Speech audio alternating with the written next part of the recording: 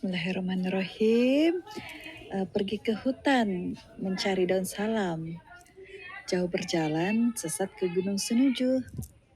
Di awal kata saya ingin ucapkan salam. Assalamualaikum warahmatullahi wabarakatuh.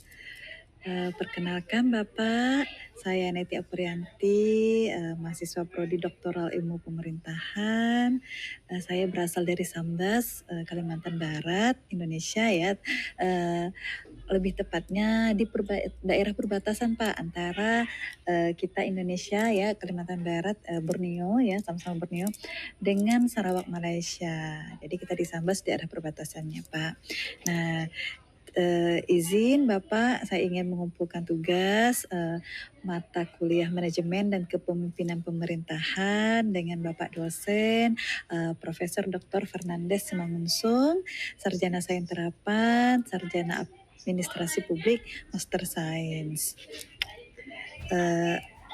Baiklah, lanjut. Ini adalah soalnya yang mana saya ingin menjelaskan kembali apa yang menjadi pemahaman dasar dalam memahami konsep manajemen dan kepemimpinan pemerintahan dalam konteks manajemen perencanaan, keorganisasian, sumber daya manusia dan atau aparatur, ada sumber-sumber keuangan, kinerja, pelayanan umum, pengawasan, kolaborasi, konflik dan koordinasi, logistik, resiko di sektor pemerintah, pemasaran di sektor pemerintah, dan kepemimpinan pemerintahan yang mengelola good governance, collaborative governance, dynamic governance, dan agile governance.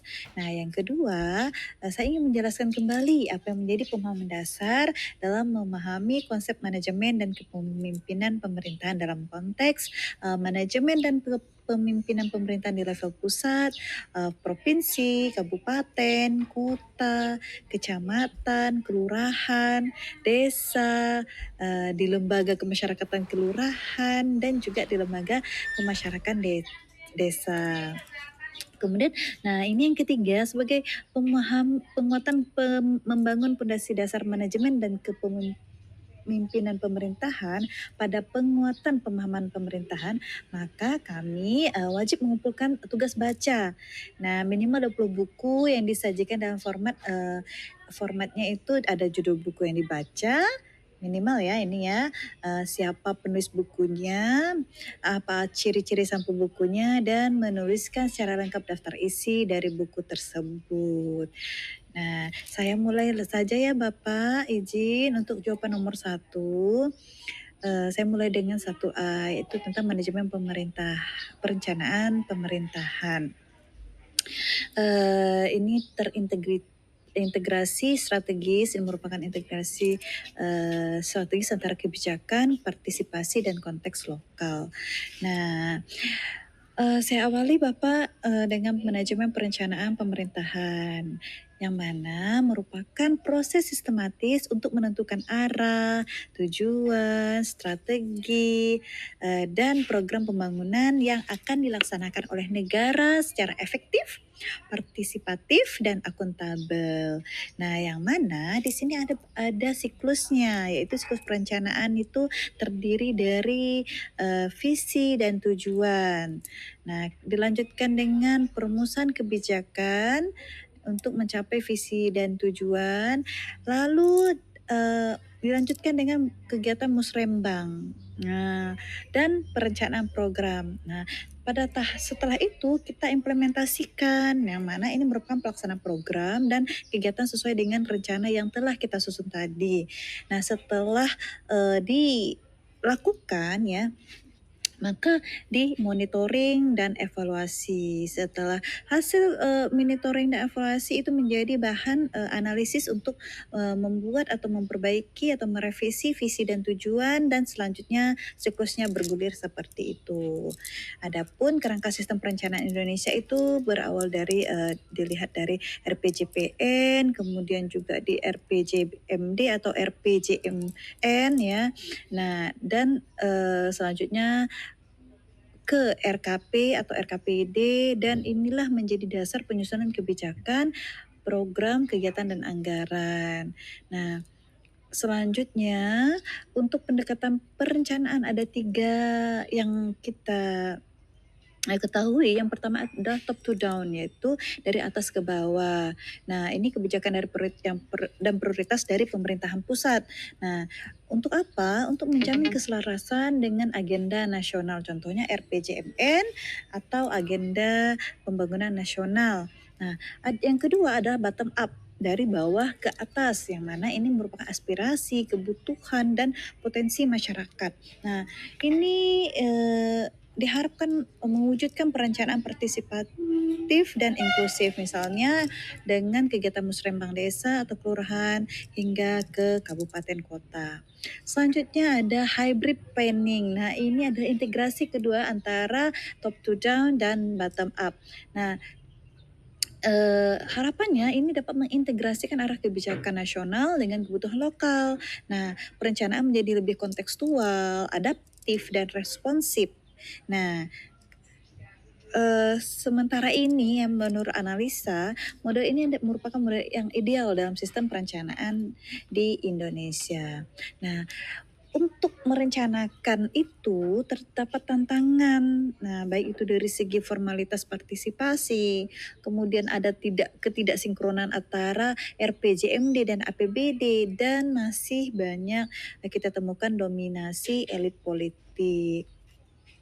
Nah, seperti yang saya paparkan juga sebelumnya, saya infokan sebelumnya bahwa saya tinggal di Sambas, Bapak, di wilayah perbatasan antara Indonesia Malaysia. Jadi saya izin untuk mengambil konteks khusus di sini, khususnya pada daerah Sambas, Kalimantan Barat. Jadi terdapat beberapa tantangan perencanaan di wilayah perbatasan kami, Pak.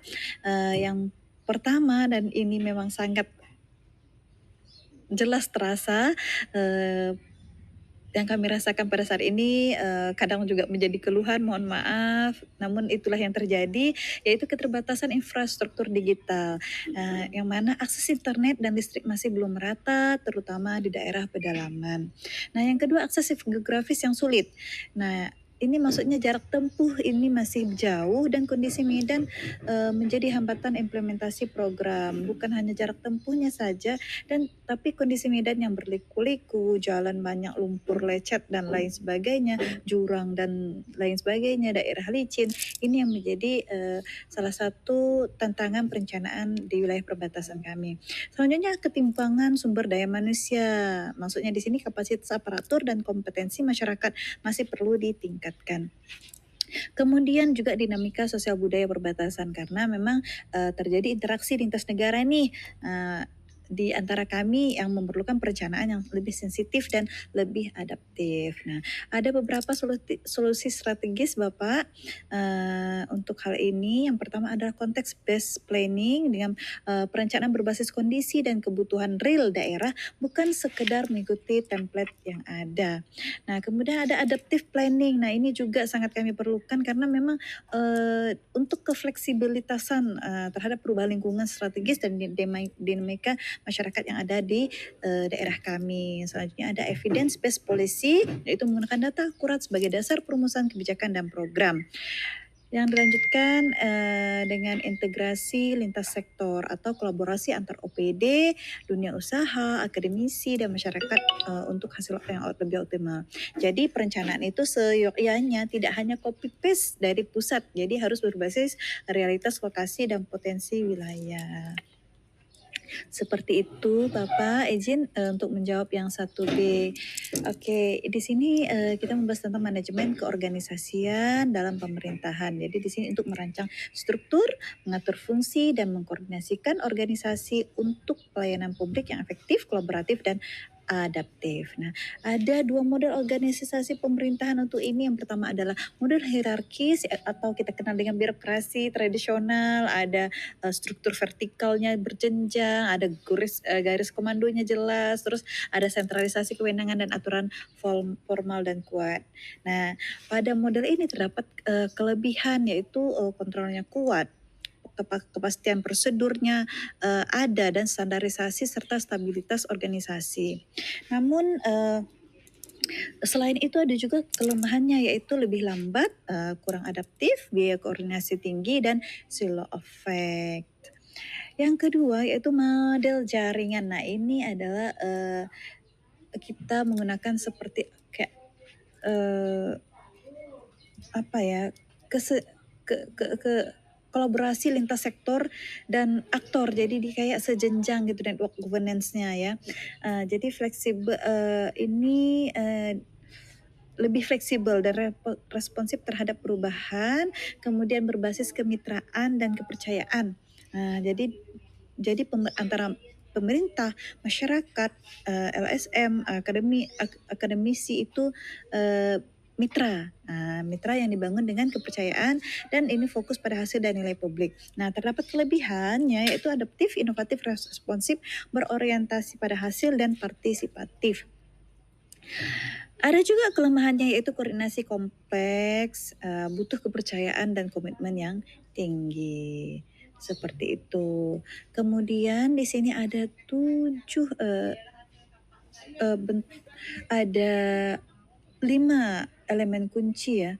Ada 5 elemen kunci untuk manajemen keorganisasian. Yang pertama ada struktur organisasi, desain organisasi, koordinasi, kultur organisasi, dan kepemimpinan organisasi. Nah, sama juga terdapat tantangan atau masalah ya dalam manajemen keorganisasian ini. Yang pertama ada fragmentasi kelembagaan, ada overlapping kewenangan, ada koordinasi yang lemah, dan birokrasi lambat ataupun kaku.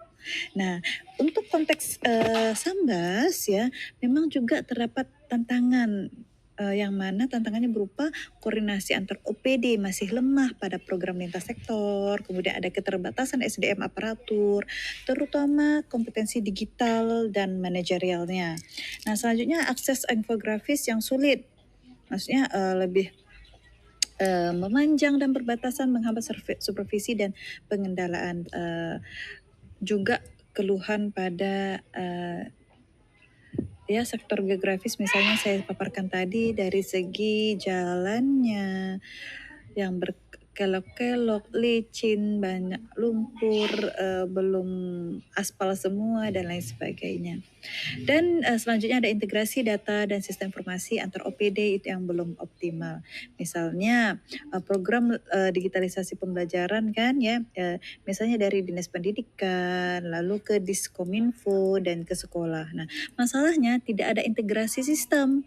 Perencanaan juga kadang tidak sinkron dan program berjalan parsial dan bersepihak gitu ya Bapak, dan tidak berkelanjutan. Jadi ada beberapa solusi strategis yang dicadangkan.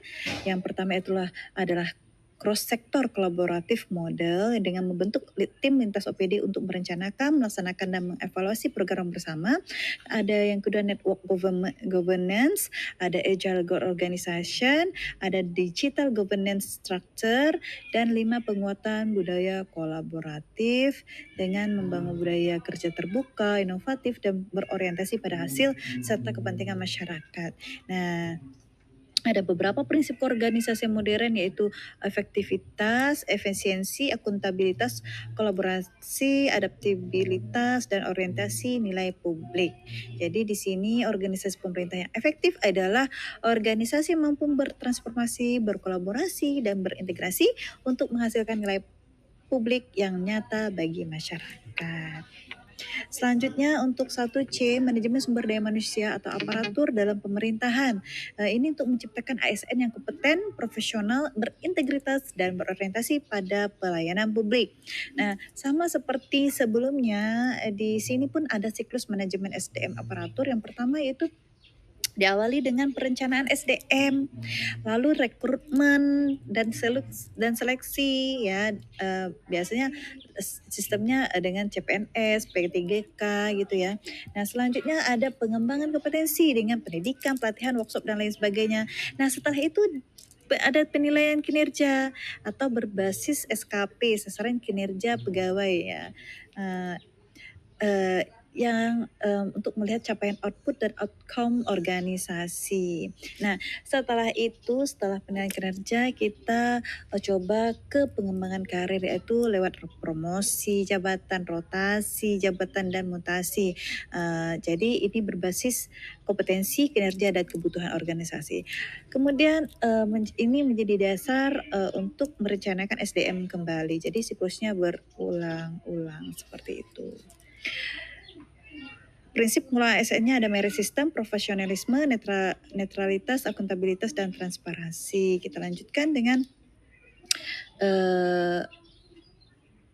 tantangannya. Jadi terdapat tantangan, yaitu kompetensi memang ditemukan masih belum merata. Kemudian pelatihan tidak berkelanjutan. Selanjutnya pelatihan tidak sistem merit yang belum optimal. Kinerja belum berbasis outcome ya. Jadi penilaian itu biasanya masih bersifat administrasi saja. Jadi belum mengejar hasil dan produk atau dampak nyata dari penilaiannya itu, dari apa yang telah dilakukan ya, dari kinerja itu sendiri. Selanjutnya ada distribusi SDM yang tidak merata. Apalagi kami di daerah terpencil dan perbatasan ini, Bapak. Jadi kalau di Sambas, kita fokuskan lagi, sama juga ya, kurang lebih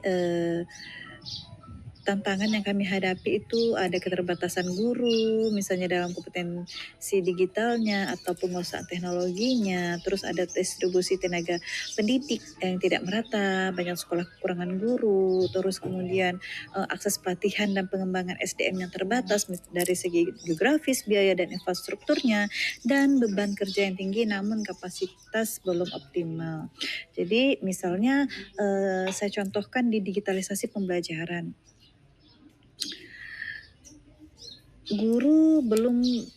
Banyak guru atau SDM di sini belum siap untuk berteknologi ya. Jadi ada divide digital ya. Jadi ada ditambah lagi minimnya pelatihan digital. Jadi implementasi program yang dari pemerintah itu menjadi tidak optimal atau kurang optimal. Nah, dampaknya tentu pada kualitas layanan pendidikan seperti itu. Kalau seperti ini, khawatirnya dampaknya banyak yang negatifnya daripada yang positifnya. Walaupun tidak kita pungkiri, pasti tetap ada dampak positifnya. Namun yang kita harapkan kan semuanya dampak positif ya Bapak ya. Seperti itu. Nah, ada beberapa solusi strategis yang dapat saya canangkan, yaitu adalah continuous professional development, yaitu pelatihan berkelanjutan berbasis kebutuhan kompetensi, terutama literasi digital dan inovasi pembelajaran. Lanjutnya digital kompetensi framework ASN, menyusun standar kompetensi digital ASN atau guru dan roadmap peningkatannya. Selanjutnya ada juga talent management system. Ini untuk mengidentifikasi, mengembangkan dan menempatkan talenta sesuai dengan potensi dan kebutuhan strategi organisasi. Selanjutnya ada performance based HRM, yaitu penilaian kinerja berbasis outcome dan impact, bukan hanya untuk kebutuhan administratif saja. Nah, ini juga ya yang seringkali juga kalau saya di kelas saya menggunakan ini hybrid learning dan training model. Jadi memadukan pelatihan tatap muka dan online dan blended untuk menjangkau daerah terpencil secara efektif. Nah, dampak yang kita harapkan itu ASN kompeten, profesional dan berintegritas, kemudian kinerja organisasi meningkat, pelayanan publik berkualitas dan berorientasi pada hasil atau dampak. Selanjutnya organisasi adaptif terhadap perubahan dan teknologi dan terwujud birokrasi berkelas dunia atau world class birokrasi. Seperti itu. Lanjut ke 1D, manajemen sumber-sumber keuangan publik. Ini untuk mengelola setiap rupiah untuk kesejahteraan masyarakat agar lebih transparan, akuntabel, efisien, efektif, dan berkelanjutan. Nah, sama juga ada siklusnya. Ini diawali dengan perencanaan anggaran. Lanjut lagi setelah direncanakan, dianggarkan, penganggaran atau budgeting. Nah, yang ketiga itu ada pelaksanaan anggaran, maksudnya dilaksanakan oleh OPD sesuai program dan kegiatan yang telah disusun atau direncanakan ataupun ditetapkan. Nah, setelah dilaksanakan adalah pelaporan, yaitu menyusun laporan realisasi anggaran dan laporan keuangan pemerintah. Lanjut, setelah dilaporkan itu diaudit atau ada pengawasan. Biasanya oleh inspektorat atau BPK. Oke, ada beberapa prinsip pengelolaan keuangan publik, ada transparansi, akuntabilitas, efisiensi, efektivitas, dan kepatuhan pada regulasi. Oh iya, siklus manajemen keuangan publik ini tadi ini dilakukan untuk memastikan setiap rupiah itu ya, setiap rupiah, every single of rupiah ya, rupiah dikelola secara tertib, transparan, dan memberikan manfaat nyata bagi masyarakat. Oke, kita lanjut untuk ada beberapa landasan teoretik untuk ini, yaitu public financial management, ada value for money, and new public management. Nah, terdapat tentu ya, apalagi masalah sensitif ini, masalah keuangan. Jadi ada masalah kritis dalam keuangan publik ini. Yang pertama, ada ketidaksinkronan antara perencanaan dan penganggaran. Yang kedua, ada inefisiensi anggaran atau pemborosan, atau program yang tidak prioritas dan belanja yang kurang efektif gitulah. Nah, ada rendahnya akuntabilitas, fokus pada penyerapan bukan hasil, dan kapasitas SDM dan sistem yang belum optimal. Nah, saya khususkan lagi Bapak izin untuk Sambas Kalimantan Barat terdapat beberapa tantangan juga. Yang pertama, ada keterbatasan kapasitas fisikal daerah. Nah, ya. Kedua, ketergantungan tinggi pada dana transfer pusat dan distribusi anggaran antar wilayah belum merata. Nah, akses geografis juga sulit meningkatkan biaya program dan pengawasan karena memang agak susah kalau misalnya di daerah perbatasan nggak ada ATM, nggak ada sinyal mau m-banking untuk urusan-urusan urgent gitu ya Bapak. Nah, ini salah satu contohnya. Jadi misalkan saya ambil lagi kisah nyatanya pada digitalisasi pendidikan karena izin latar belakang saya seorang guru Pak. Jadi saya lebih banyak mengaitkan ke pendidikan, kaitannya dengan pendidikan. Misalkan dana yang tersedia itu kan ada dari dana BOS dan APBD ya Pak ya, tapi perencanaan tidak berbasis pada kebutuhan nyata. Nah, sehingga pelaksanaan yang terjadi itu biasanya tidak tepat sasaran. Nah, hasilnya dampaknya itu menjadi kurang optimal. Jadi masalah utama di sini bukan pada ketersediaan dana ya kadang ya, tetapi pada tata kelola perencanaannya, penganggarannya, dan penggunaan anggaran itu sendiri. Nah, ada solusi strategis yang ingin dicadangkan. Yang pertama adalah performance based budgeting. Budgeting ya, yaitu alokasikan anggaran berdasarkan kinerja dan hasil. Hasil di sini outcome ya untuk jangka panjang juga yang ingin dicapai. Jadi bukan hanya sekedar output tapi outcome-nya. Kemudian evidence based budgeting, menggunakan data, evidence, dan analisis kebutuhan yang real sehingga dasar pengambilan kebutuhan anggaran itu lebih valid, lebih kontekstual juga ya. Kemudian ada digital financial governance, menggunakan sistem keuangan digital atau e-budgeting, procurement, monitoring untuk meningkatkan transparansi, efisiensi, dan akuntabilitas. Selanjutnya ada participatory budgeting. Ini melibatkan masyarakat dalam proses perencanaan dan pengawasan anggaran untuk memastikan program sesuai kebutuhan lokal. Selanjutnya ada integrated planning dan budgeting. Ini integrasi perencanaan dan penganggaran agar selaras, sinergis, dan impact oriented ya. Nah, adapun dampak yang kami harapkan ya, yang saya harapkan itu anggaran tepat sasaran dan bermanfaat nyata bagi masyarakat. Kemudian pengelolaan keuangan lebih efisien dan ekonomis, akuntabilitas dan transparansi pun meningkat, kinerja organisasi dan program juga meningkat, kepercayaan publik terhadap pemerintah meningkat, dan pembangunan daerah itu berkelanjutan dan berdampak tinggi. Bagian 1E, penajam kinerja pemerintahan, ini untuk hasil nyata, akuntabel, dan berkelanjutan berbasis sakit untuk mewujudkan value for public. Nah, ada siklus manajemen kinerjanya yaitu yang pertama ada penerapan tujuan dan indikator, kedua itu perencanaan kinerja, misalnya disusun dalam Renstra, RKT, dan perjanjian kinerja. Nah, ada selanjutnya kita laksanakan kinerja tersebut, misalnya dengan program dan kegiatan oleh OPD sesuai rencana kinerja.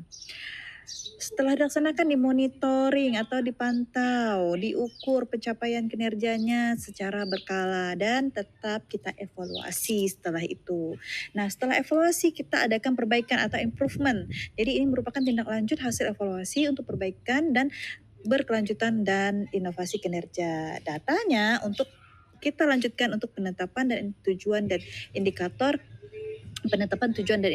untuk menetapkan visi, misi, tujuan strategis dan indikator kinerja selanjutnya. Prinsip manajemen kinerjanya tetap ada akuntabilitas, transparansi, efektivitas, efisiensi, berorientasi hasil. Tetap ya, ada dasar hukumnya.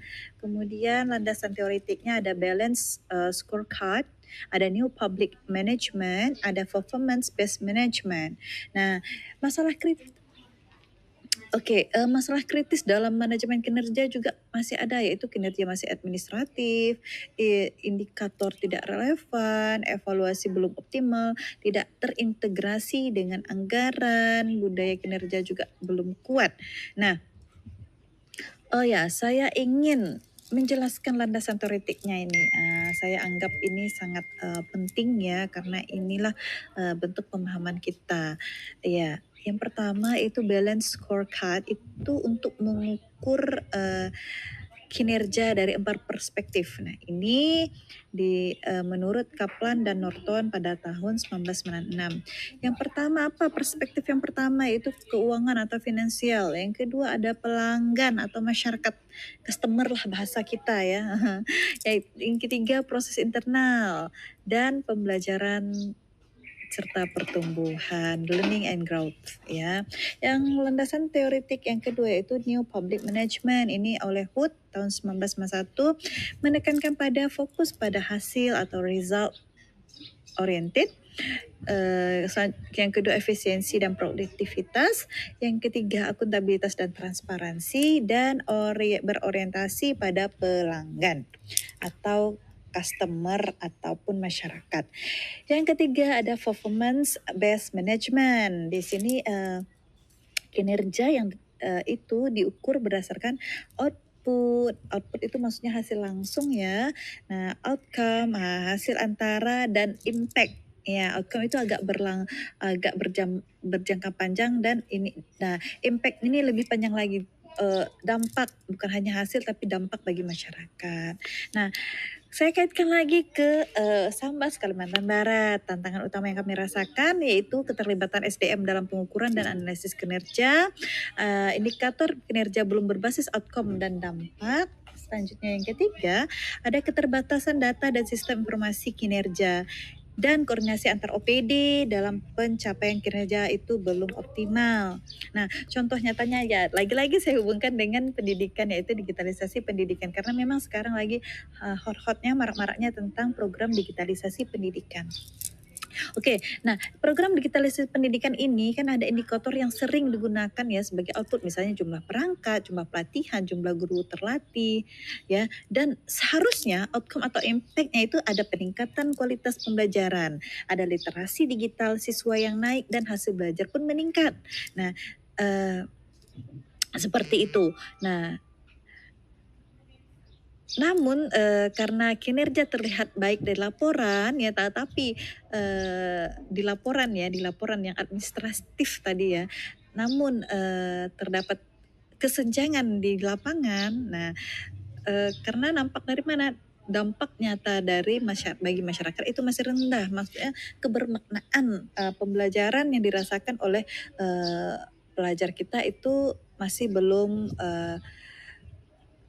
mencapai tujuan yang optimal seperti masih masih masih ada, ditemukan seperti itu.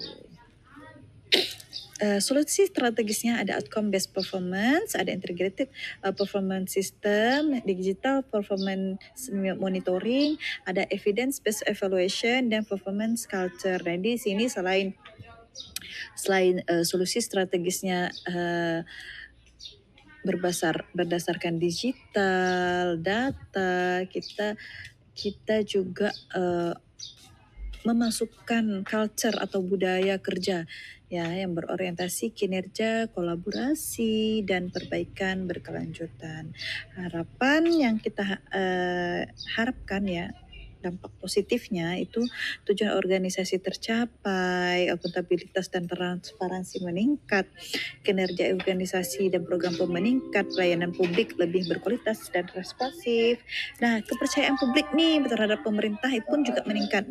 Nah, sehingga pembangunan itu berdampak nyata dan berkelanjutan. Selanjutnya 1F, izin minum sebentar Bapak.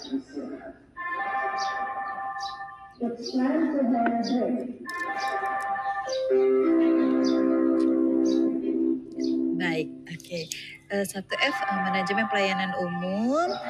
Ini untuk pelayanan publik yang berkualitas, responsif, dan berkeadilan. Jadi lebih bersifat transparan, cepat, mudah, akuntabel, dan berorientasi pada masyarakat.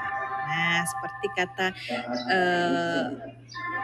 Bapak Den Haag pada tahun 2015 yang menyatakan pemerintah harus berperan sebagai pelayan publik, serving not steering, seperti itu. Jadi di sini ada siklus manajemen pelayanan publiknya juga yang diawali dengan perencanaan layanan, pelaksanaan layanan, monitoring, evaluasi dan umpan balik atau feedback yang menjadi masukan dan pengaduan masyarakat sebagai dasar perbaikan layanan untuk kita merencanakan layanan yang lebih baik lagi. Dasar hukumnya yaitu Undang-Undang Dasar Nomor 25 Tahun 2009 tentang pelayanan publik, kemudian Undang-Undang Nomor 23 Tahun 2014 tentang pemerintahan daerah, dan Permen Pan RB Nomor 15 Tahun 2014 tentang pedoman standar pelayanan, serta Permen Pan RB Nomor 14 Tahun 2017 tentang survei kepuasan masyarakat. Oke, adapun landasan teoretiknya yang pertama yaitu New Public Service ya. Ini fokus pada kepentingan publik, partisipasi masyarakat dan kolaborasi untuk menciptakan nilai publik. Kemudian service quality ya atau ini sebagai dimensi kualitas pelayanan yang mempengaruhi kepuasan masyarakat. Ada reliability atau keandalan, ada responsiveness atau ketanggapan, ada juga assurance atau jaminan, ada empati atau dan bukti fisiknya. Yang ketiga ada citizen center governance, yaitu pelayanan dirancang berdasarkan kebutuhan, harapan, dan pengalaman masyarakat sebagai pusat pelayanan. Ada beberapa juga masalah yang terjadi untuk pelayanan publik ini. Yang pertama, pelayanan masih birokratis dan berbelit-belit. Yang kedua, kualitas pelayanan tidak merata.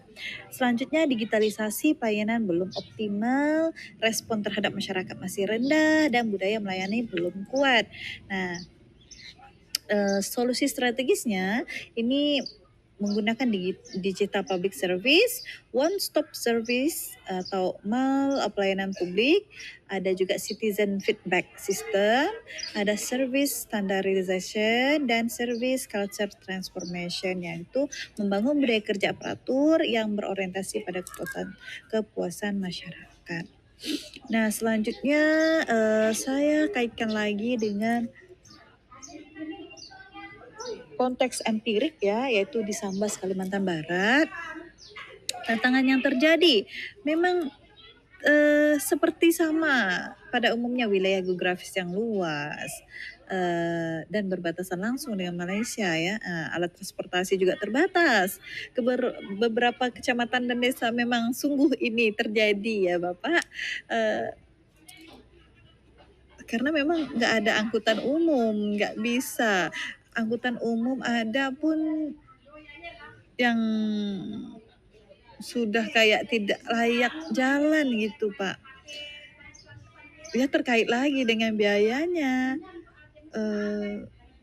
dengan finansial masyarakat finansial yang dipunyai oleh masyarakat dan lain sebagainya. Aduh, susah mau ngomongnya Pak. Nggak selesai-selesai nanti kalau masalah tantangan geografis ini ya, sarana transportasi dan infrastruktur yang ada di perbatasan ya Pak ya. Dan jaringan internet yang belum merata, literasi digital masyarakat relatif rendah, sebagian layanan masih manual dan tatap muka. Loh Pak sedih, mohon maaf Pak.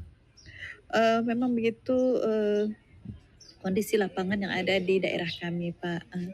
Terus kondisi nyata, contoh nyatanya gimana pelayanan administrasi dan pendidikan di sini, dia masih banyak yang proses manual dan tatap muka sehingga menyebabkan waktu lama, biaya lebih tinggi, kepuasan rendah. Kenapa lebih tinggi? Biasanya file atau laporan ataupun persyaratan pengaduan dan lain sebagainya bisa kita kirim lewat file PDF ya, via WhatsApp, email dan lain sebagainya. Ini nggak bisa, harus pergi, harus manual, harus datang sendiri, yang mana harus siap waktu, siap ongkos, bensin, akomodasi, transportasi dan konsumsi, belum lagi kenapa saya sebut akomodasi? Karena ada beberapa daerah yang memang dibatasi oleh perairan sungai yang besar. Jadi memang ada batas waktu penyeberangan. Ya kalau lewat batas waktu ya harus menginap begitu. Dan lain sebagainya. Seperti itu. Jadi masyarakat harus datang langsung, proses manual dan dokumennya banyak. Iya kalau nggak lupa atau ya kalau nggak lupa ataupun ada yang kurang berkasnya, nah kembali lagi ke proses semula seperti itu. Dan yang ini belum bisa diproses dan lain sebagainya. Jadi pelayanan jadi lambat dan kurang efisien ya. Kepuasan masyarakat pun jadi rendah. Dampaknya apa? Akses layanan sulit bagi masyarakat di wilayah terpencil, biaya dan waktu menjadi beban masyarakat, kepercayaan masyarakat terhadap pemerintah pun menjadi turun.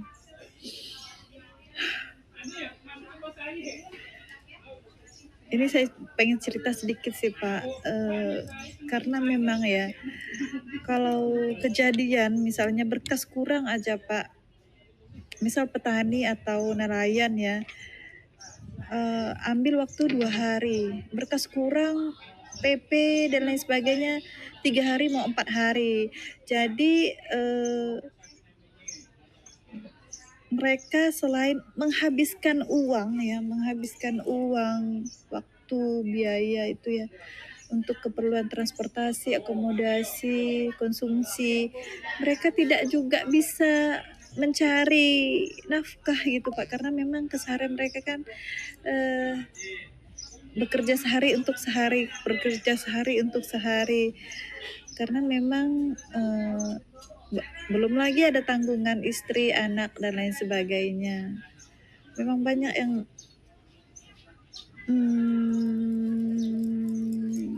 banyak tantangan ya yang dirasakan yang memang perlu peningkatan, ini perlu kita cari solusi kontekstualnya gitu. Iya kalau, udah ada sinyal, "Oh ini belum nih, ini masalah yang daerah terpencil yang nggak ada sinyal, yang jalannya becek, jurang licin dan lain sebagainya."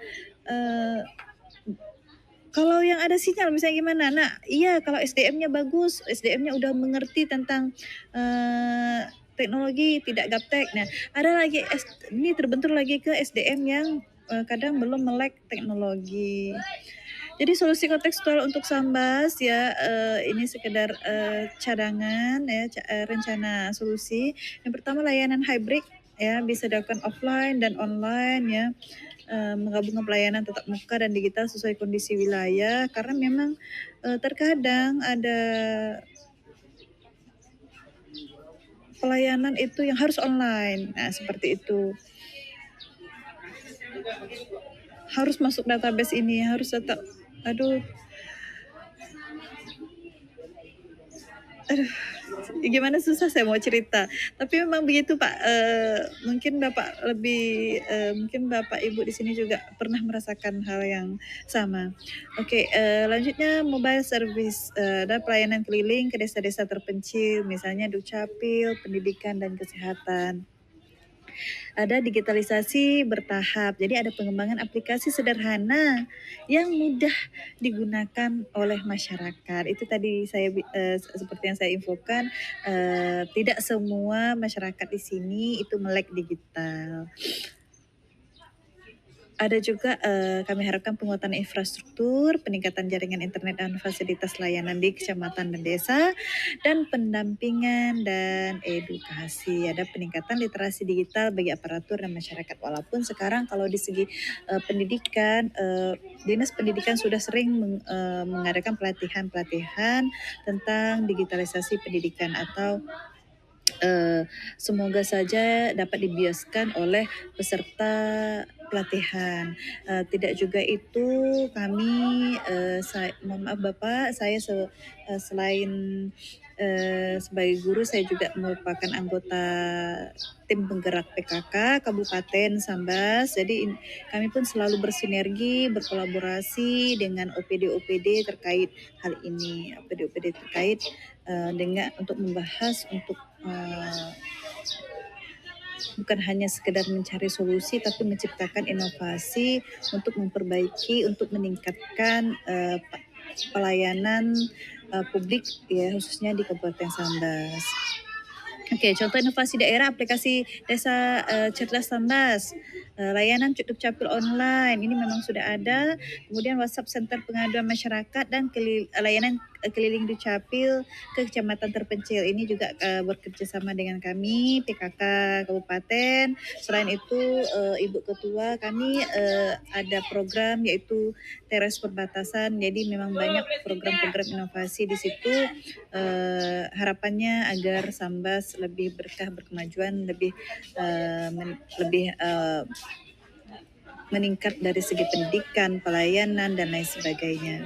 Nah, dampak yang kami harapkan yaitu akses layanan semakin mudah dan cepat, kualitas pelayanan meningkat, kepuasan masyarakat meningkat juga, kepercayaan publik terhadap pemerintah juga meningkat, dan tercipta pemerintahan yang responsif dan berorientasi pada masyarakat.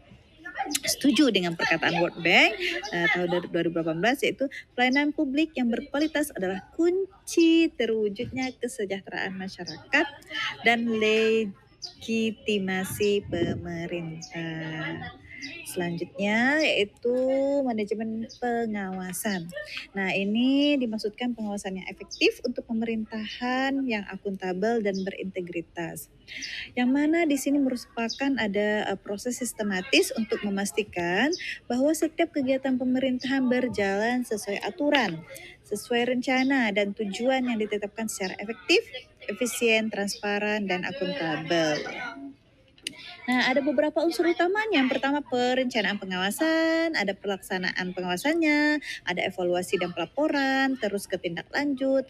Nah, setelah tindak lanjut itu ada sistem yang kita menggunakan sistem dan teknologi yang mendukung proses pengawasan ini.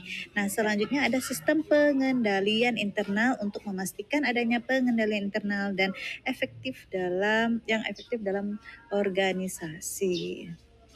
Hasil utamanya itu ada kepatuhan, efektivitas program, akuntabilitas, dan perbaikan berkelanjutan. Nah, ada beberapa prinsip pengawasan. Yang pertama adalah independensi, ada objektivitas, ada transparansi, akuntabilitas, dan profesionalitas. Nah, siklusnya ya seperti yang sebelum-sebelumnya mirip-mirip. Nah, tapi ada perubahan sedikit. Ada yang lain sedikit, yaitu diawali dengan perencanaan pengawasan, terus pelaksanaan pengawasan, evaluasi pelaporan, tindak lanjut, dan ada sistem tadi yang seperti saya informasikan ya, dan ada perbaikan berkelanjutan. Jadi di sini adapun temuan-temuannya ini menjadi dasar perbaikan yang berkelanjutan untuk merencanakan pengawasan di tingkat selanjutnya. Oke, ada tantangan umum yaitu keterbatasan SDM pengawasan yang kompeten, data dan informasi tidak akurat atau tidak lengkap, ada resistensi terhadap pengawasan dan perubahan, proses pengawasan belum terintegrasi dan optimal, dan tindak lanjut rekomendasi tidak konsisten. Selanjutnya, solusi strategis, ada penguatan kapasitas SDM pengawasan secara berkelanjutan, ada pemanfaatan teknologi untuk pengawasan berbasis data, membangun budaya integritas dan akuntabilitas, integrasi sistem pengawasan dan pengendalian internal, dan monitoring tindak lanjut secara konsisten dan terukur.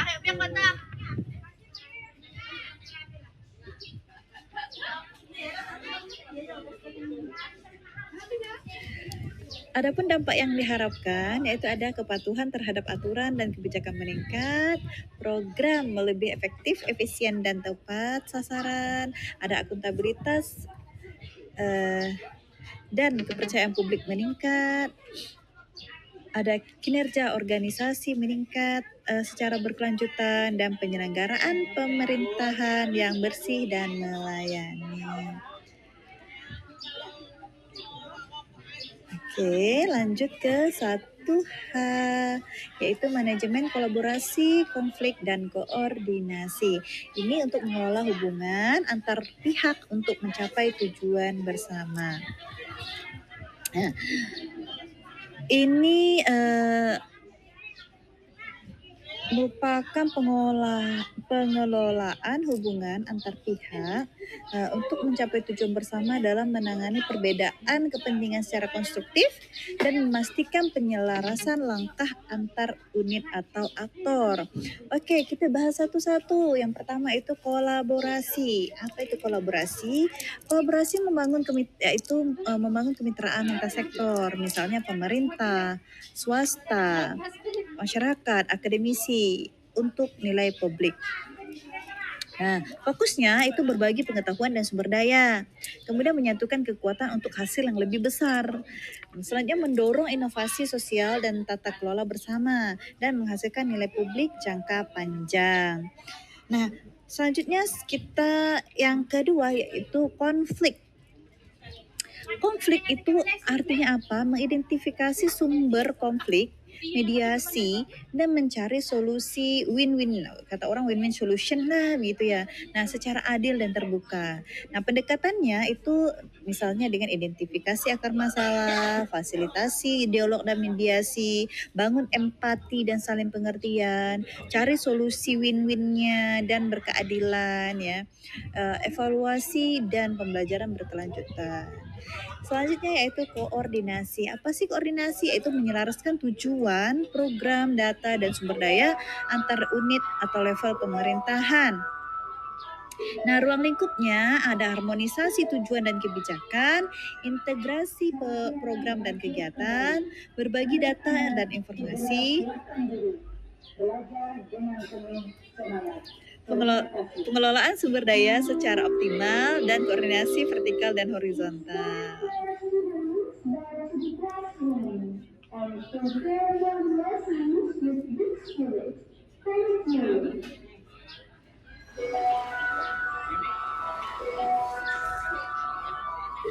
Mohon maaf Bapak karena saya lagi di sekolah. Tanda anak-anak kita untuk masuk ke kelasnya masing-masing. Baik, saya lanjutkan lagi. Adapun prinsip kolaboratif ini ada kepercayaan, ada komunikasi terbuka, ada partisipasi aktif, ada kesetaraan, ada tujuan bersama dan akuntabilitas.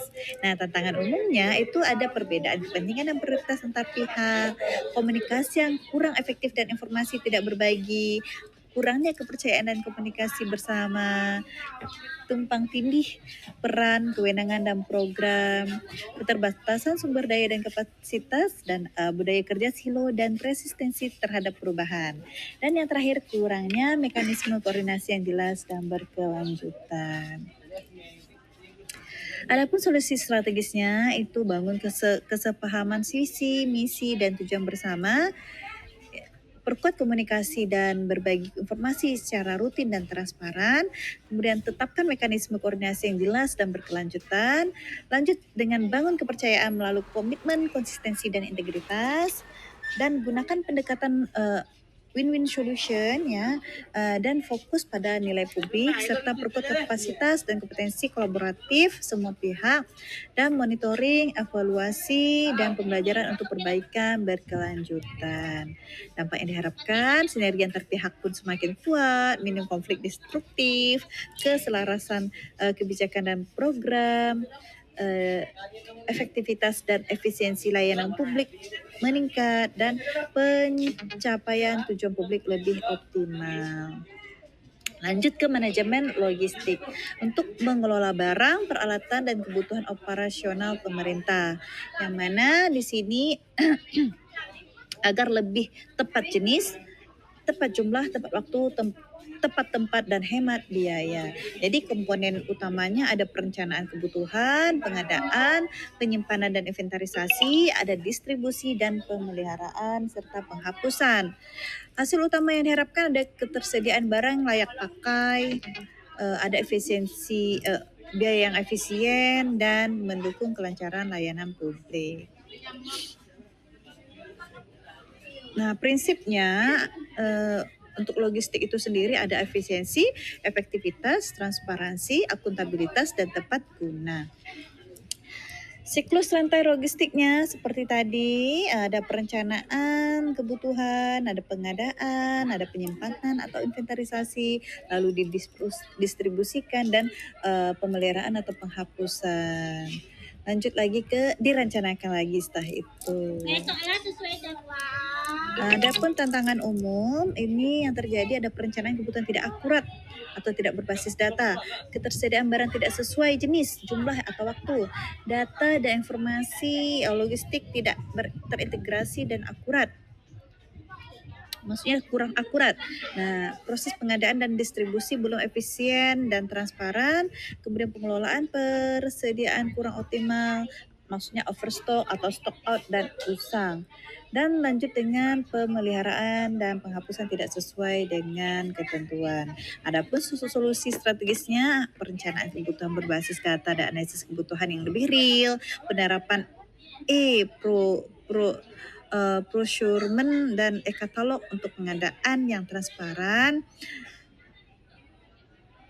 implementasi sistem informasi logistik terintegrasi atau e-logistik, optimalisasi manajemen persediaan, ada penguatan kapasitas SDM dan pembagian peran yang jelas, monitoring dan evaluasi berkelanjutan berbasis indikator kinerja. Dampak yang diharapkan, ketersediaan barang terjamin, tepat jenis, jumlah, waktu, dan tempat, penggunaan anggaran lebih hemat, efisien, dan efektif, ada pengelolaan logistik lebih transparan dan akuntabel, operasional organisasi lebih produktif dan responsif, dan layanan publik meningkat dan kepercayaan masyarakat tumbuh.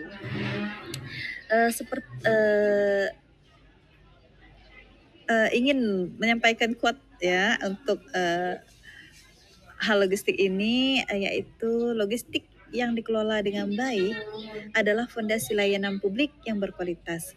Nah, kelola dengan tepat, hemat dan akuntabel untuk pelayanan yang cepat, nyaman dan bermakna bagi masyarakat. Semoga pesan ini ataupun kutipan saya ini bermanfaat walaupun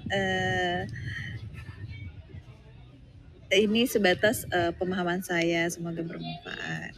Oke, nilai dasar manajemen logistiknya itu kurang lebih sama dengan prinsipnya, yaitu efisiensi, efektivitas, transparansi, akuntabilitas, dan tepat guna.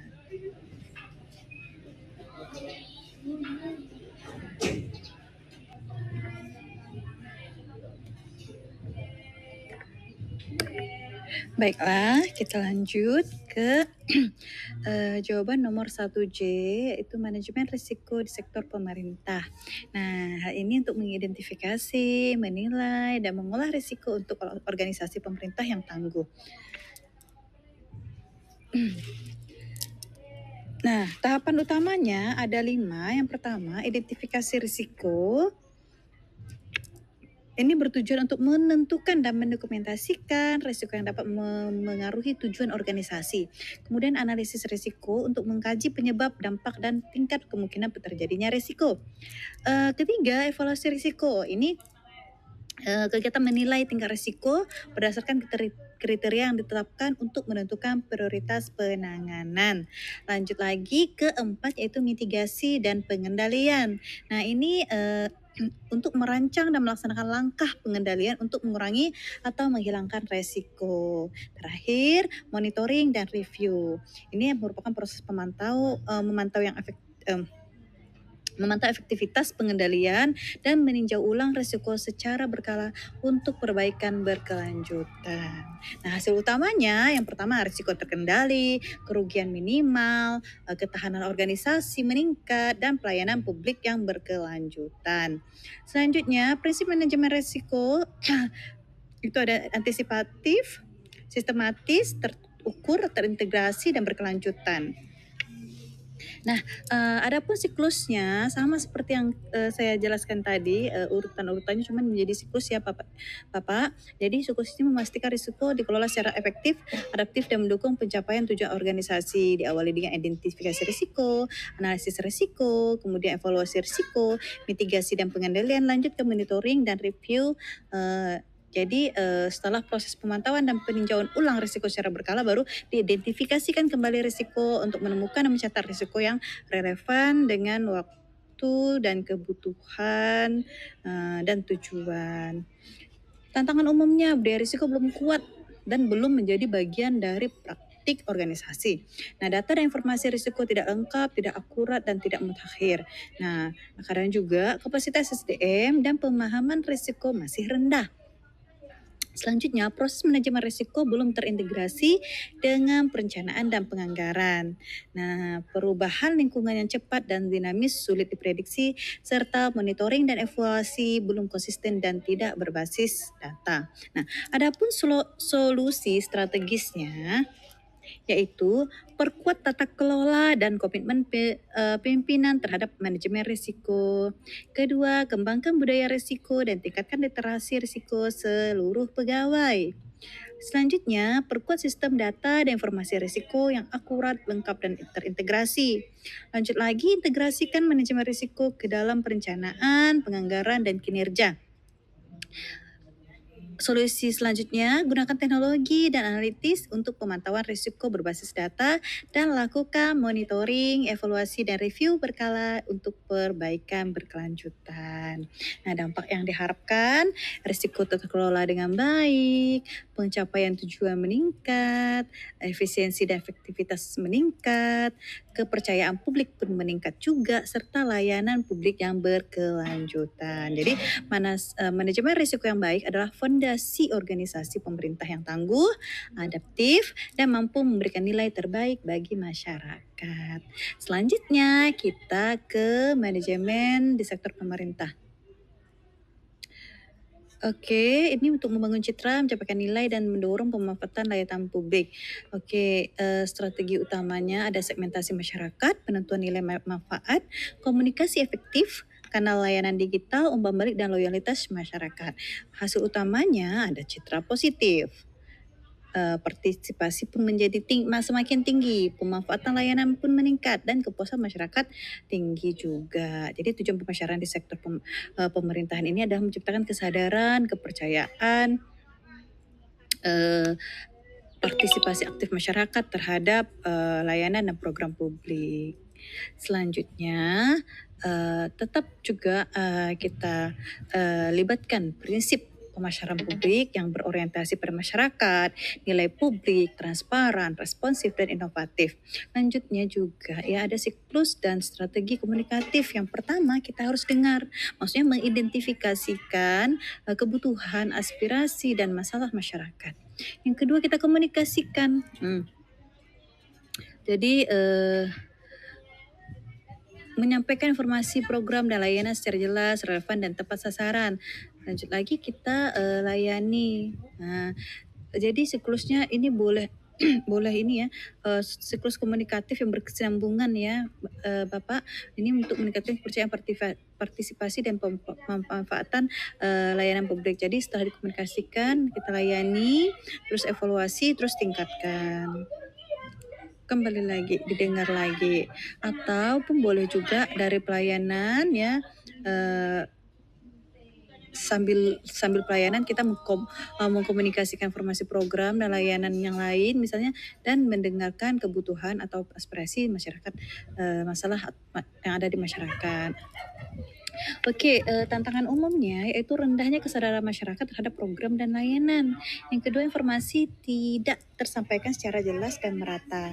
Lanjut lagi, persepsi negatif akibat pengalaman layanan yang kurang baik, keterbatasan kanal komunikasi dan teknologi, kurangnya data dan insight masyarakat untuk pengambilan keputusan, serta perhatian di era digital yang semakin tinggi. Adapun solusi strategisnya yaitu riset dan segmentasi pasar untuk memahami kebutuhan masyarakat secara mendalam, kampanye komunikasi terpadu dan konsisten melalui berbagai kanal, kemudian perluasan kanal digital dan penguatan layanan satu pintu. Yang keempat, membangun citra positif melalui pelayanan prima dan transparansi. Yang kelima, mengelola umpan balik dan keluhan secara aktif dan responsif. Dan terakhir, yaitu kolaborasi lintas sektor dan kemitraan untuk memperluas jangkauan layanan. Adapun dampak yang diharapkan, yang pertama, kepercayaan masyarakat meningkat. Lanjut, partisipasi masyarakat aktif, kualitas layanan semakin baik dan efisien, kepuasan masyarakat tinggi, dan reputasi dan legitimasi pemerintah semakin kuat. Lanjut, 1L, satu bagian terakhir, kepemimpinan pemerintahan atau good governance, collaborative governance, dynamic governance, dan agile governance. Jadi 4 pilar kepemimpinan untuk menghadirkan tata kelola pemerintahan yang efektif, adaptif, dan berorientasi pada nilai publik terbaik. Oke, kita bahas satu-satu. Yang pertama itu good governance, yang mana kepemimpinan yang menjunjung prinsip transparansi, akuntabilitas, partisipasi, supremasi hukum, efektivitas, dan keadilan. Jadi fokus utamanya di sini transparansi dalam setiap proses dan keputusan, akuntabilitas atas penggunaan sumber daya dan hasil. Yang ketiga, partisipasi masyarakat dan pemangku kepentingan. Yang keempat, supremasi hukum dan kebutuhan terhadap regulasi, efektivitas dan efisiensi layanan, serta keadilan untuk seluruh warga negara. Kedua, kolaboratif governance, yang mana di sini kepemimpinan yang membangun kemitraan dan kolaborasi lintas sektor dan untuk co-creation nilai publik. Fokus utamanya membangun kemitraan pemerintah, swasta, akademik, masyarakat, dan media. Kolaborasi lintas sektor dan lintas wilayah, co-creation bersama-sama merancang dan menciptakan solusi, berbagi sumber daya, pengetahuan, dan inovasi, serta berorientasi pada hasil dan dampak nyata bagi masyarakat. Yang ketiga, dynamic governance. Di sini kepemimpinan yang adaptif terhadap perubahan lingkungan, kebutuhan masyarakat, dan teknologi. Nah, fokus utamanya untuk membantu perubahan lingkungan strategis secara proaktif.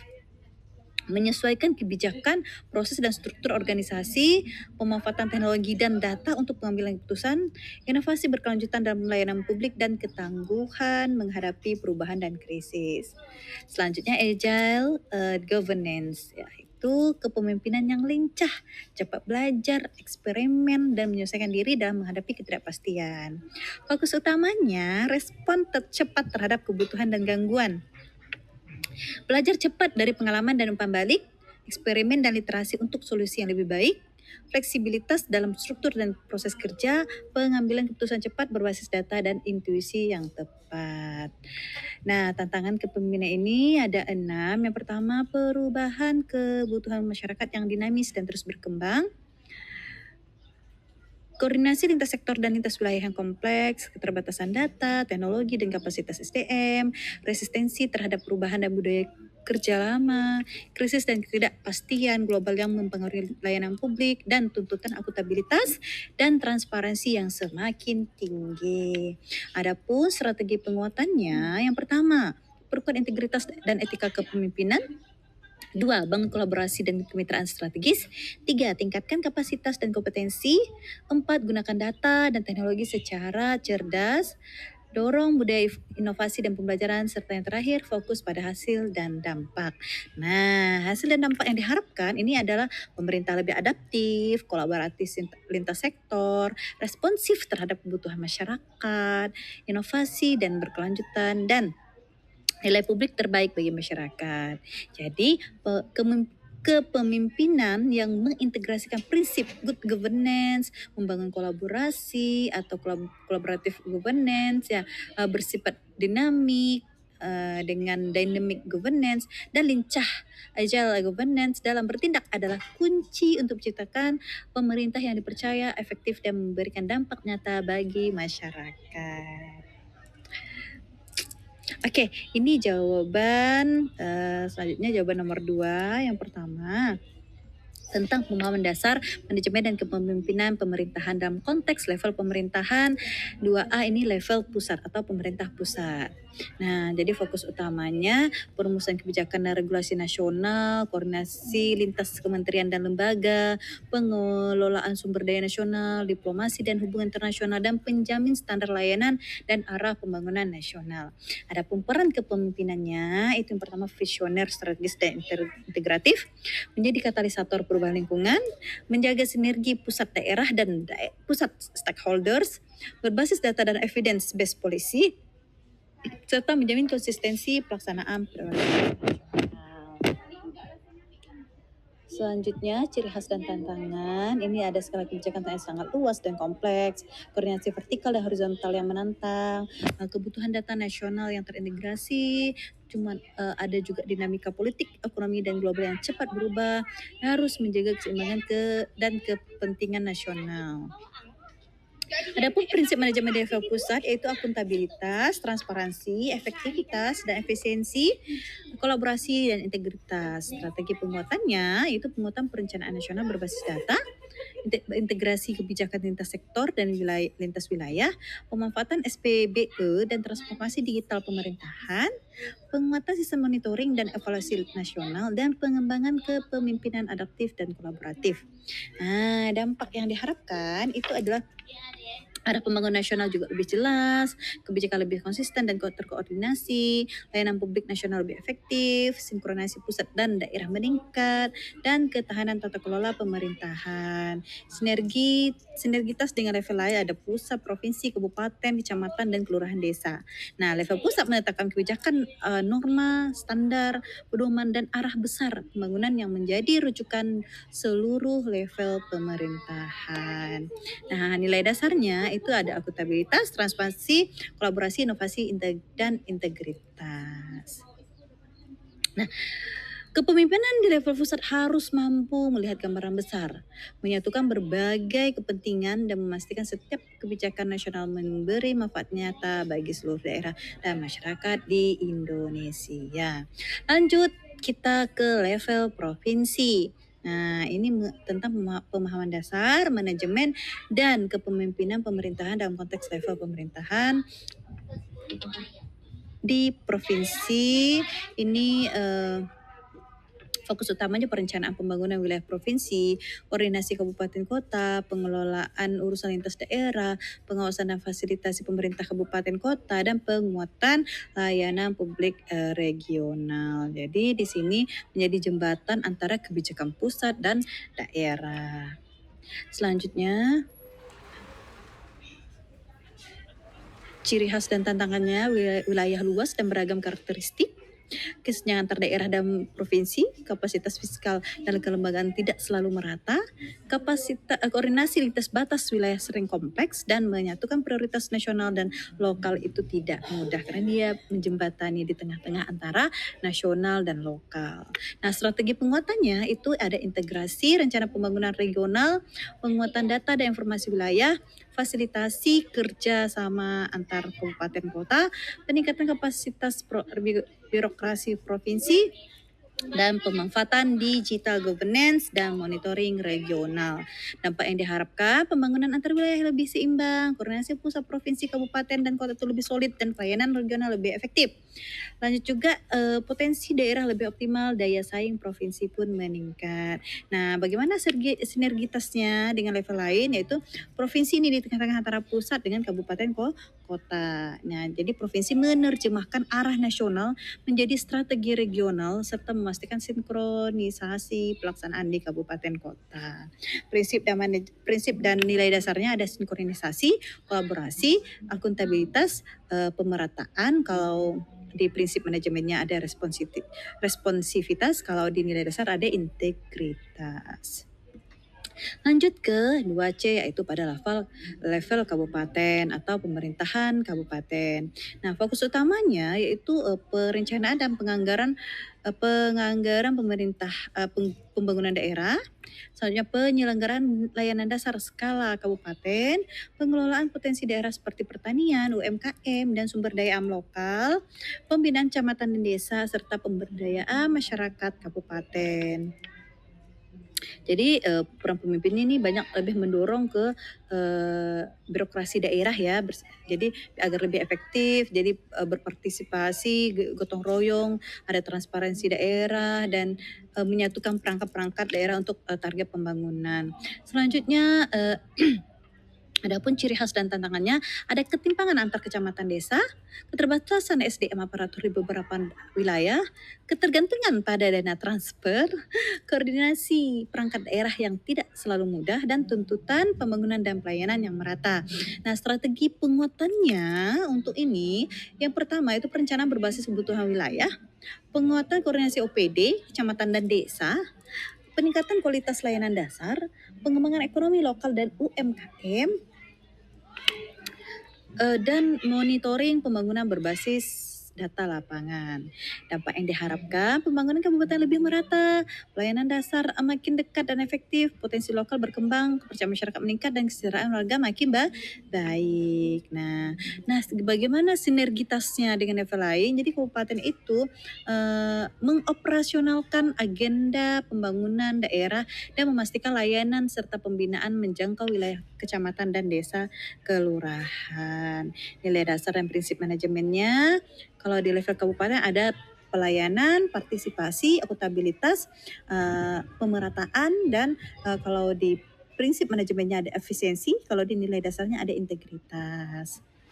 Lanjut ke 2D, level kota. Nah, di mana fokus utamanya ini pelayanan publik perkotaan yang cepat dan mudah, pengelolaan infrastruktur kota, penataan ruang dan lingkungan hidup, pengembangan ekonomi dan investasi kota, penguatan keamanan, ketertiban, dan mobilitas warga. Jadi peran kepemimpinannya lebih berinovasi dan responsif serta fokus pada layanan publik. Juga ada kolaborasi, pengelolaan kompleksitas persoalan perkotaan, dan mendorong kota yang nyaman dan berdaya saing. Nah, ciri khas dan tantangannya, kepadatan penduduk tinggi, masalah urban yang kompleks, transportasi, sampah, misalkan transportasi, sampah, banjir, dan permukiman. Tuntutan layanan serba cepat dan kesenjangan sosial perkotaan. Ya, lanjut lagi ada ruang kota terbatas dan tekanan lingkungan yang tinggi. Memang kalau di kota apa-apa layanan mau serba cepat ya. Ya seperti itu dan lain sebagainya. Strategi penguatannya ada smart city dan digitalisasi layanan, ada penataan ruang dan mobilitas dan yang terintegrasi, ada peningkatan kualitas layanan publik perkotaan, ada penguatan kolaborasi pemerintah, masyarakat dan swasta, serta pengelolaan lingkungan kota yang berkelanjutan. Nah, adapun dampak yang diharapkan, layanan kota lebih cepat dan responsif, lingkungan perkotaan lebih tertata, investasi dan ekonomi kota tumbuh, kualitas hidup warga meningkat, daya saing kota semakin kuat. Nah, bagaimana sinergitasnya dengan level lain? Jadi pemerintah kota ini menghubungkan arah pembangunan regional dengan kebutuhan khas perkotaan hingga ke tingkat kecamatan dan kelurahan. Jadi kepemimpinan di level kota menuntut kecepatan, inovasi, dan kemampuan membaca dengan kebutuhan warga agar kota tumbuh sebagai ruang hidup yang tertata, nyaman, dan melayani. Lanjut lagi kita ke 2E yaitu pada level kecamatan, di mana di sini fokus utamanya berkoordinasi pemerintahan di tingkat kecamatan, pembinaan desa dan kelurahan, pelayanan administrasi tertentu, fasilitasi pemberdayaan masyarakat dan menjaga ketentraman dan ketertiban wilayah. Jadi peran pemimpinnya juga banyak mendorong sinergi desa dan kelurahan menjadi penghubung kebijakan kabupaten dan wilayah, membina aparatur desa dan kelurahan, juga menyelesaikan masalah lokal secara tepat, ya menjadi koordinator pelayanan lintas wilayah setempat. Ciri khas dan tantangannya, kewenangan dan sumber daya terbatas, ketergantungan tinggi pada koordinasi lintas pihak, variasi kapasitas desa dan kelurahan, terus ada juga dinamika sosial masyarakat setempat cukup beragam dan harus cepat merespon persoalan lapangan. Adapun strategi penguatannya, penguatan fungsi koordinasi wilayah, peningkatan kapasitas camat dan aparatur kecamatan, digitalisasi layanan administratif, pelayanan desa dan kelurahan berbasis kebutuhan, dan penguatan forum komunikasi dan penanganan masalah lokal. Adapun dampak yang diharapkan, koordinasi wilayah lebih tertib, pelayanan lebih dekat dan cepat, desa dan kelurahan lebih terbina, masalah lokal lebih cepat ditangani, dan kepercayaan masyarakat terhadap pemerintah pun meningkat. Sinergi dengan level lain, kecamatan menerjemahkan kegiatan daerah ke level operasional lapangan dan memastikan koordinasi antar desa atau kelurahan berjalan efektif. Seperti itu. Lanjut ke level kelurahan 2F. Nah, fokus utamanya pelayanan administrasi kependudukan dan surat menyurat, penanganan keluhan masyarakat, lanjut yang ketiga pemberdayaan warga di tingkat lingkungan, ketertiban, kebersihan dan keamanan lingkungan, koordinasi kegiatan sosial masyarakat. Jadi di sini Pak Lurahnya, ini harus dekat dengan masyarakat, melayani secara langsung, responsif, mendorong misalnya kegiatan gotong royong, menjaga harmonisasi dalam lingkungan, menghubungkan warga dengan program pemerintah di atasnya. Ciri khas dan tantangan, ini ada sumber daya dan kewenangan yang terbatas karena tingkat kelurahan, ya. Beban kerja administrasi tinggi, harapan warga terhadap pelayanan sangat cepat,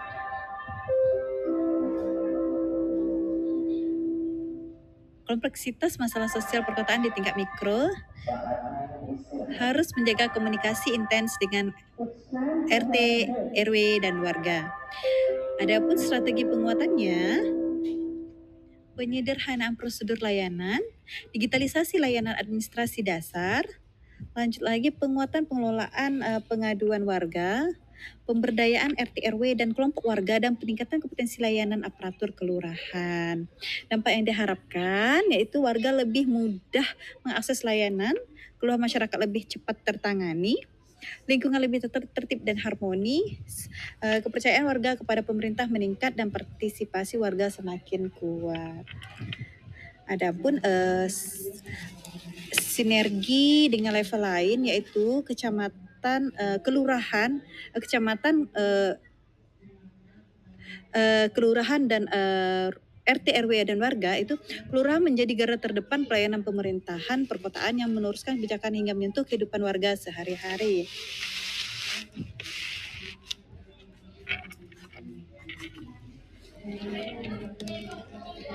Baik, kita lanjut ke 2G yaitu pada level desa.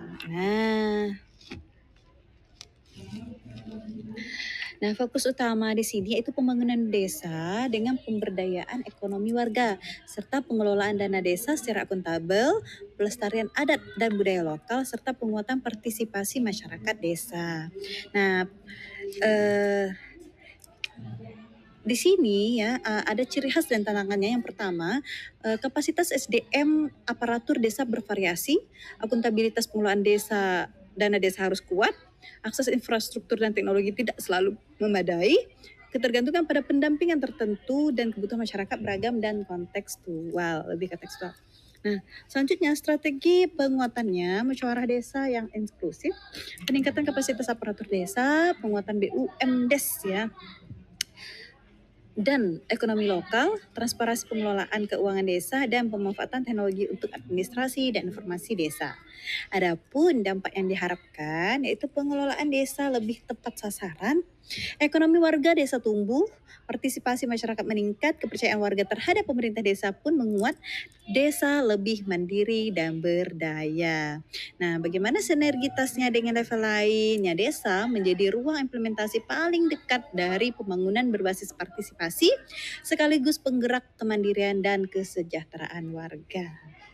Kita lanjut ke level lembaga kemasyarakatan kelurahan. Contohnya RT, RW, PKK, Karang Taruna, LPMK, dan lain-lain. Nah, fokus utamanya di sini yaitu pemberdayaan sosial kemasyarakatan, penguatan partisipasi warga, pendukung warga program kelurahan, jembatan komunikasi warga pemerintah, serta penguatan kepedulian dan kebersamaan lingkungan. Jadi di sini kepemimpinannya itu berperan sebagai orang yang relawan dan partisipatif, ya menggerakkan gotong royong warga, menyerap dan menyampaikan aspirasi warga.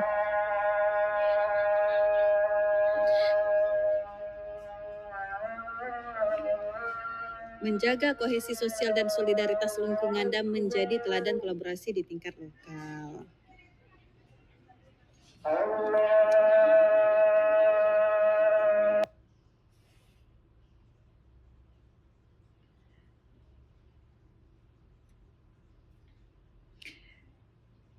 Baiklah, akan saya lanjutkan untuk pemahaman dasar tentang manajemen dan kepemimpinan pemerintahan dalam konteks level pemerintahan. 2I, lembaga kemasyarakatan desa.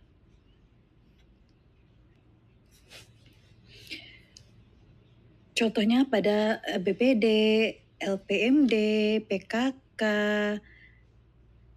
Karang Taruna, dan lain-lain. Jadi fokus utamanya di sini yaitu perencanaan partisipatif, pembangunan desa, pengawasan sosial dan kontrol masyarakat, pemberdayaan ekonomi warga desa, pelestarian nilai budaya dan kebersamaan desa, penguatan aspirasi dan representasi masyarakat. Jadi di sini peran kepemimpinannya itu partisipatif dan inklusif, mewakili kepentingan masyarakat desa, mengawal akuntabilitas pemerintah desa, mendorong kemandirian dan gotong royong, memfasilitasi musyawarah dan kerja bersama. Adapun ciri khas dan tantangannya yaitu kapasitas pengurus beragam, partisipasi warga belum selalu merata, koordinasi dengan pemerintah desa selalu perlu diperkuat, kemudian dukungan administrasi dan sumber daya terbatas, perlu menjaga objektivitas sekaligus kedekatan sosial. Adapun strategi penguatannya yaitu peningkatan kapasitas pengurus lembaga musyawarah desa yang lebih inklusif, penguatan fungsi pengawasan dan advokasi warga, kolaborasi program ekonomi dan sosial desa, kemudian regenerasi kepengurusan dan penguatan dokumentasi kegiatan. Dampak yang diharapkan yaitu aspirasi warga lebih terwadahi, program desa lebih partisipatif dan akuntabel, pengawasan sosial lebih kuat, pemberdayaan ekonomi warga berkembang, dan pemerintahan desa semakin responsif dan dipercaya. Jadi sinergi dengan level lainnya itu lembaga kemasyarakatan desa itu memperkuat tata kelola desa dengan menjembatani aspirasi warga, pengawasan sosial, dan kolaborasi pembangunan. Jadi prinsip manajemennya dan nilai dasarnya itu ada yaitu partisipasi, representasi, pengawasan, gotong royong, dan akuntabilitas serta integritas. Baiklah, ini jawaban nomor 3 yaitu penjabaran mengenai buku-buku yang telah dibaca. Yang pertama yaitu tentang judulnya Public Administration, Understanding Management, Politics, and Law in the Public Sector. Jadi penulisnya ini David H. Rosenblum, Robert S. Kravchuk, dan Richard M. Clarkin. Ya, dengan gambar sampulnya sudah nampak di buku ya, covernya. Adapun daftar isinya ini ada Introduction to Public Administration, Constitutional and Legal Foundation, Political Context of Administration, Administrative Law, yang kelima Organization Theory, ada Public Budgeting, Human Resources Management, Public Accountability, Ethics in Public Service. Jadi materi yang dijelaskan di buku ini bahwa administrasi publik itu merupakan gabungan antara aspek politik, hukum, dan manajemen. Fokus utamanya adalah bagaimana birokrasi bekerja dalam sistem demokrasi, bagaimana kebijakan dijalankan secara legal, serta bagaimana akuntabilitas dan etika menjadi dasar pelayanan publik modern. Buku yang kedua yaitu Public Administration and Public Affairs. Jadi penulisnya ini adalah Nicholas Henry. Covernya warna hijau, ada bangunan klasik dan lain sebagainya nampak di layar.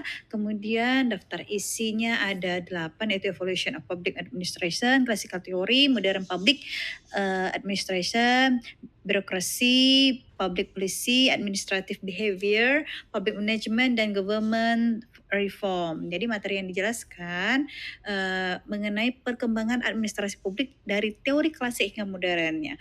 Fokusnya pada perubahan peran birokrasi, kebijakan publik, dan manajemen pemerintahan dalam menghadapi perubahan sosial politik.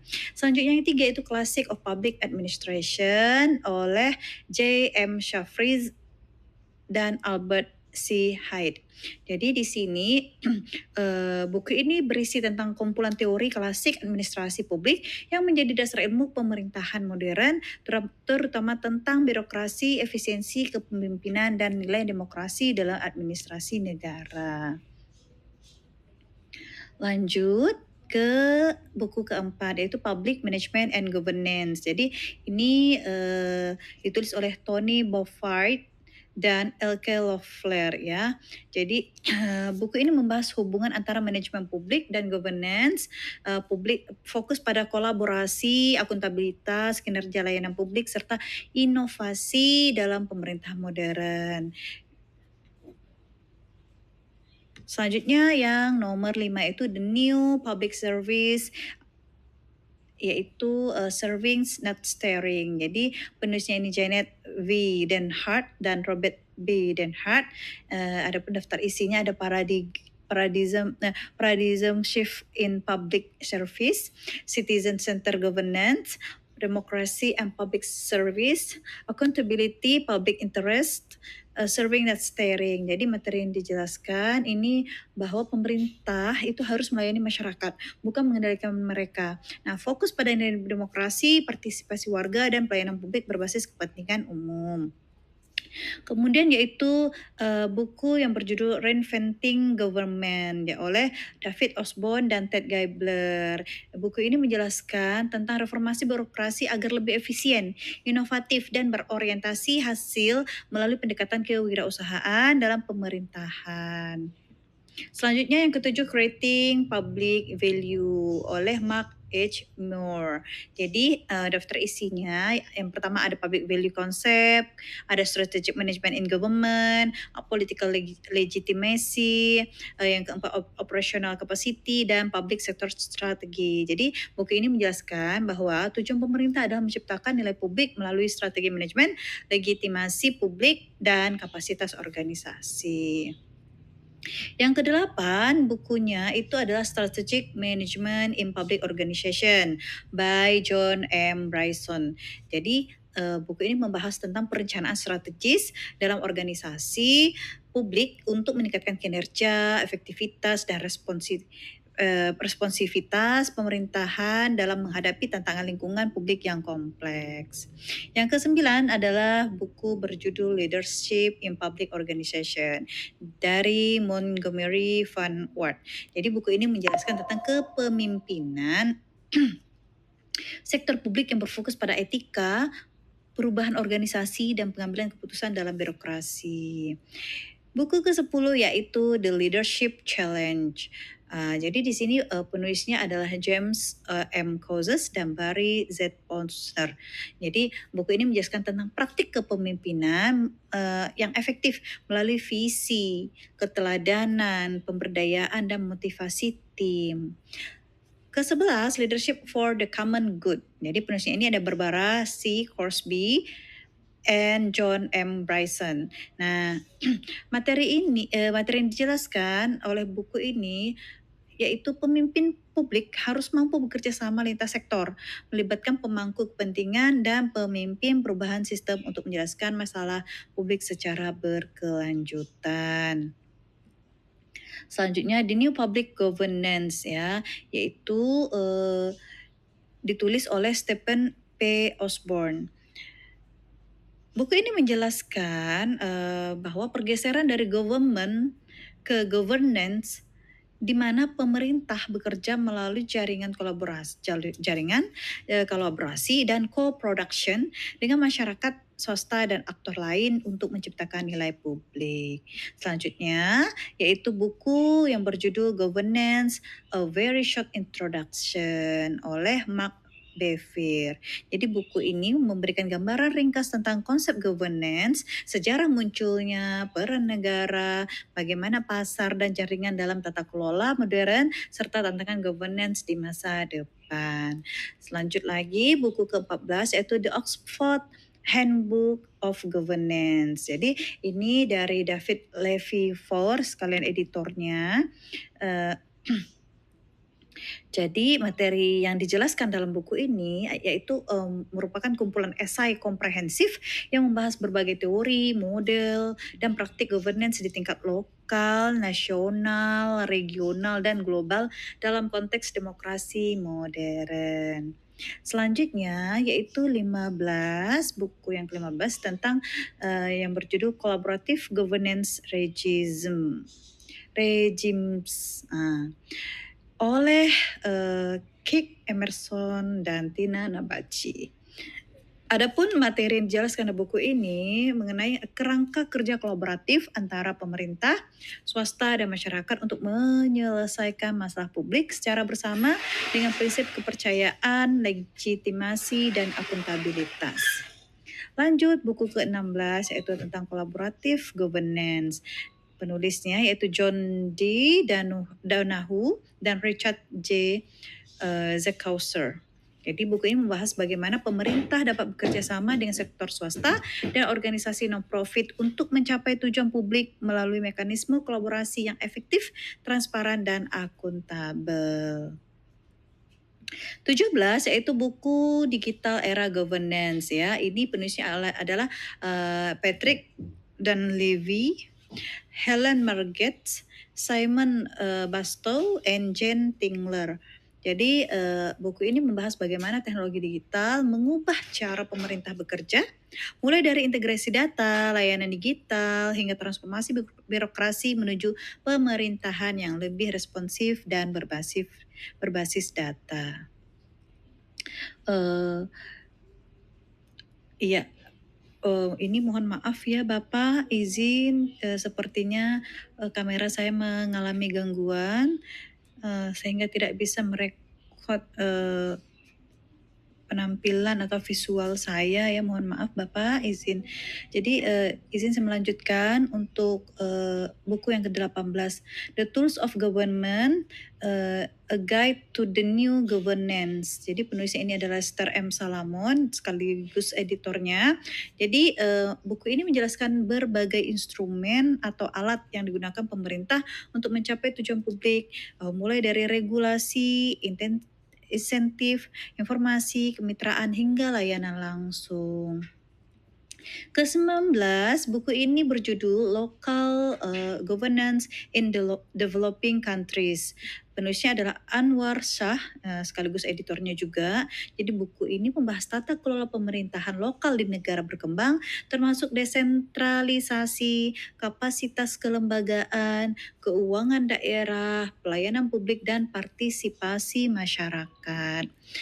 Next, buku ke-20 yaitu yang berjudul Decentralization and Local Governance in Developing Countries. Ini ditulis oleh Pranab Bardhan dan Dilip Mukherjee, sekaligus editor juga. Nah, buku ini menjelaskan bahwa desentralisasi merupakan proses politik dan ekonomi yang kompleks, menyoroti pentingnya kelembagaan lokal, akuntabilitas, partisipasi, dan desain kebijakan agar desentralisasi itu berhasil. Buku ke-21 yaitu tentang yang berjudul Birokrasi, What Government Agencies Do and Why They Do It. Jadi penulisnya ini adalah James Q. Wilson, yang mana buku ini menjelaskan bagaimana birokrasi pemerintahan bekerja, mengapa birokrasi dibentuk, bagaimana insentif mempengaruhi perilaku apatur, serta tantangan utama seperti red tape, diskresi, akuntabilitas, dan reformasi organisasi publik. Nah, buku ini menawarkan pemahaman realistis tentang birokrasi modern. Selanjutnya buku yang ke-22 yaitu Street Level Bureaucracy. Penulisnya yaitu Michael Lipsky yang membahas tentang peran aparatur garis depan seperti guru, polisi, petugas sosial, dan pegawai layanan yang berinteraksi langsung dengan masyarakat. Nah, di kreasi mereka menentukan bagaimana kebijakan publik diimplementasikan secara nyata dan berdampak. Buku ke-23 yaitu Public Policy and Introduction to the Theory and Practice of Policy Analysis. Penulisnya itu Wayne Person, yang mana buku ini memberikan pemahaman komprehensif tentang proses kebijakan publik, mulai dari identifikasi masalah, agenda setting, formulasi, pengambilan keputusan, implementasi, hingga evaluasi kebijakan. Buku ini juga menjelaskan metode analisis kebijakan dan peran pemangku kepentingan.